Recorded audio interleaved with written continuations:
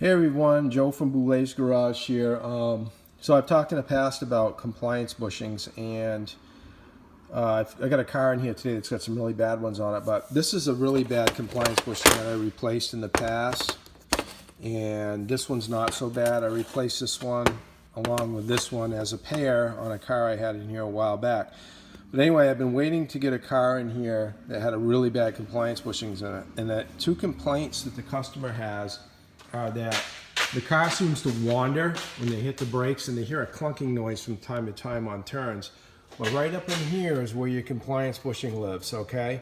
So I got my pry bar set up and I kind of pressed it into position to put it back out of position so you could see, but you see when I push this down, the rubber up here is completely separated from the arm. So every time they go to turn, it causes a clunking noise, and going down the road they have a wander to it.